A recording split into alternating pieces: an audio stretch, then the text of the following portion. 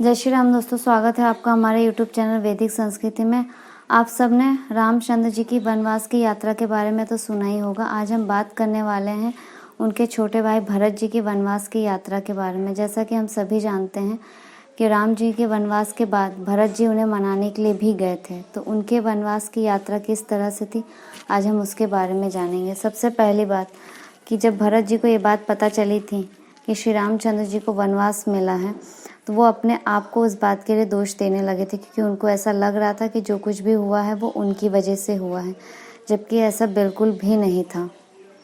श्री रामचंद्र जी को मनाकर वापस आने का संकल्प लेकर भरत जी ने पूरे अयोध्या में ये घोषणा कर दी कि वो उनके राजा श्री रामचंद्र जी को लेने के लिए जा रहे हैं और इसमें जो भी लोग उनके साथ जाना चाहते हैं वो जा सकते हैं। जहाँ एक तरफ पूरे अयोध्यावासी अपने मन में ये बात लेकर बैठे थे कि जो कुछ भी हुआ उसमें भरत भी शामिल हैं और ये सब कुछ उनकी वजह से हुआ है, वहीं दूसरी तरफ जब उन्हें पता चलता है कि नहीं, भरत जी उन्हें मनाकर वापस लाने वाले हैं, तब कहीं ना कहीं उनके मन में विचार परिवर्तन होता है कि शायद हमने ही भरत जी को गलत समझ लिया था और अब जब हमें मौका मिला है श्री रामचंद्र जी के दर्शन करने का, तो हम सब वहाँ जाएंगे। कहते हैं ना, जहाँ राम वहीं अयोध्या, ऐसा कहकर सभी लोग वहाँ से निकल पड़ते हैं अपने राजा को मनाकर वापस लाने के लिए। सबसे पहला पड़ाव उन्होंने तमसा नदी के किनारे किया था, जहाँ रामचंद्र जी ने किया था। जैसे जैसे रामचंद्र जी आगे बढ़े थे, वैसे वैसे भरत जी भी आगे बढ़े थे। दूसरा पड़ाव उनका श्रृंगवेरपुर में था, निषाद राज के पास। तीसरा पड़ाव था भरद्वाज ऋषि के आश्रम और वहीं पे साथ ही त्रिवेणी भी थी, यानी कि प्रयागराज तीर्थराज में।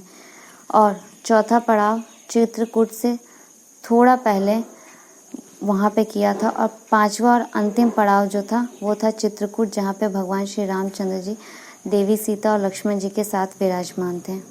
जब भरत जी श्रृंगवेरपुर पहुँचते हैं तो एक पल के लिए निषाद राज के मन में भी यही बात आ जाती है कि कहीं भरत जी किसी गलत भावना के साथ तो नहीं निकले हैं, तो वो भी उनको लेकर गलत ही समझते हैं और आगे बढ़ते हैं। लेकिन जब उन्हें पता चलता है कि भगवान रामचंद्र जी का ही दूसरा स्वरूप भरत जी भी हैं और उनके मन में कोई गलत भावना नहीं है, बल्कि अच्छी भावना के साथ वो जा रहे हैं, तब वो उनके पैरों में गिरकर उनसे माफ़ी मांगने लगते हैं कि हे भरत जी, मुझे माफ़ कर दीजिए, मैंने आपको लेके गलत समझा था। भगवान श्री रामचंद्र जी ने तो सही कहा था कि मेरा भरत तो मेरा ही स्वरूप है, उसके जैसा कोई इस दुनिया में नहीं हो सकता है, और मैंने ही उनकी बात न मानकर आपको गलत समझ लिया। ये दृश्य देखकर वहाँ के मौजूद सभी लोग हर्षित हो उठे और सबके मन में कहीं ना कहीं ये बात आ रही थी कि हर कोई भरत जी को गलत समझ रहा था, जबकि भरत जी तो उसके बिल्कुल विपरीत हैं। उनके जैसा राम भक्त शायद ही इस संसार में कोई हो सकता है। जब निषाद राज जी ने उन्हें रामचंद्र जी और सीता जी के बारे में सारी बातें बताई, तब भरत जी का मन ग्लानि से और भी ज़्यादा भर गया। एक तो वो पहले से ही अपने आप को सारी चीज़ों के लिए दोषी मान रहे थे, और जब उन्हें उन सारी तकलीफ़ों के बारे में पता चला कि किस तरह से रामचंद्र जी राज्य का कोई खाना नहीं खा रहे थे, कोई भोजन नहीं ले रहे थे, उनका दिया हुआ कोई भी सामान नहीं ले रहे हैं, बल्कि कंदमूल खाकर रह जा रहे हैं, पानी पीकर रह जा रहे हैं, वनवास में पेड़ों के नीचे सो रहे हैं, ऐसी सब चीज़ें जब उन्हें पता चली, तो उन्होंने भी ये निश्चय किया कि जब तक भगवान श्री रामचंद्र जी के दर्शन नहीं हो जाते, मैं भी कुछ भी नहीं खाऊंगा पीऊँगा, और जिस तरह से भगवान राम रहे उसी तरह से मैं भी रहूँगा। और तब उन्होंने वहाँ से पैदल यात्रा शुरू कर दी थी। यह देखकर उनके सेवक ने कई बार उन्हें बार बार ये कहा कि आप घोड़े पर सवार हो जाइए। तब भरत जी ने उन्हें जवाब दिया, मेरे प्रभु श्री रामचंद्र जी तो पैदल ही गए थे, तो हमारे लिए रथ हाथी घोड़े क्यों बनाए गए हैं? जो मेरे प्रभु ऐसे थे तो मैं भी वैसे ही रहूँगा। प्रभु तकलीफ़ में है तो भला मैं कैसे राजभोगों का सुख ले सकता हूँ। से निषाद राज भी उनके साथ आगे बढ़े ताकि वो उनकी मदद कर सके श्री रामचंद्र जी तक पहुँचने के लिए। पैदल नंगे पांव चलते चलते उनके पैरों में छाले पड़ गए। उनके पैरों के छाले ऐसे चमक रहे थे जैसे कि कमल की कली पर ओस की बूंदें हो। भरत जी की ये तपस्या देखकर सारा समाज बहुत ही दुखी हो गया। आगे त्रिवेणी पर भरत जी ने स्नान किया और गंगा जी और यमुना जी को प्रणाम करके बहुत प्रकार से मनोकामनाएं मांगी कि मुझे न अर्थ की रुचि है, न धर्म की, न काम की, न मोक्ष की, बस श्री रामचंद्र जी के चरणों में मेरा प्रेम हमेशा बना रहे, मैं बस यही वरदान मांगता हूँ। ये सारा समाज, ये सारा संसार मुझे कुटिल समझे, गुरुद्रोही समझे, स्वामी द्रोही समझे, पर श्री रामचंद्र जी के चरणों में मेरा प्रेम बना रहे, इसके अलावा मुझे और इस संसार से कुछ नहीं चाहिए। अर्थ न धर्म न काम रुचि गति न चाहू निर्वाण, जन्म जन्म रति राम पद ये वरदान न आन। तब त्रिवेणी जी भरत जी के जवाब देती हैं, उन्हें आशीर्वाद देते हुए कि हे भरत, तुम खामखा ही अपने मन में ग्लानि रख रहे हो। श्री रामचंद्र जी को तुम्हारे समान और कोई भी प्रिय नहीं है। उनके चरणों में तुम्हारा सदा प्रेम रहेगा। ये मेरा आशीर्वाद भी है और यही सत्य भी है। त्रिवेणी में ही उनकी मुलाकात भरद्वाज जी से हुई। भरद्वाज जी से मिलने के बाद उनके मन में बहुत संकोच था कि भरद्वाज जी को मैं क्या जवाब दूंगा, बट वो ये नहीं जानते थे कि भरद्वाज जी तो त्रिकालदर्शी हैं। वो सब जानते हैं कि जो कुछ भी हुआ है, ना तो उसमें कैकेयी का कोई दोष था, ना ही भरत जी का। ये तो सब भाग्य विधाता की करनी है, ये चीज़ तो ऑलरेडी होनी ही थी। ऐसे में भरद्वाज जी उन्हें खुद चलकर अपने पास लेकर आते हैं और बहुत प्रकार से सांत्वना देते हैं और समझाते हैं और कहते हैं कि ये लोक और वेदों में मान्यता है कि पिता जिसको भी राज्य दे उसी बेटे को राज्य मिलता है। ऐसे में अगर तुम्हें कोई राज्य मिल रहा है तो इसमें कोई बुराई नहीं है। सारे अनर्थ की जड़ तो भगवान श्री रामचंद्र जी का वनवास है, जिसने तुम्हें और सारे संसार को दुखी कर रखा है। भरत जी की भक्ति और तपस्या देखकर सभी लोग यही कहने लगे कि भरत जी जैसा भक्त शायद ही इस दुनिया में कोई हो सकता है। उनका मन बहुत ही ज़्यादा पवित्र और सच्चा है।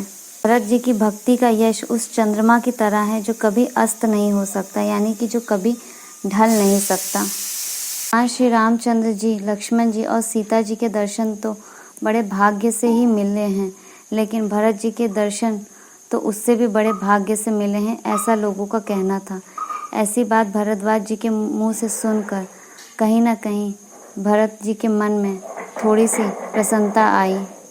भरद्वाज जी ने सभी लोगों के लिए हर एक प्रकार से हर चीज़ की व्यवस्था कर रखी थी, लेकिन मानो कि भरत जी ने किसी भी चीज़ को मन से भी छुआ हो नहीं, वो सिर्फ और सिर्फ पानी पीकर ही रह गए और उन्होंने यही निश्चय किया था कि जब तक राम जी के दर्शन नहीं होंगे तब तक वो कुछ भी नहीं करेंगे।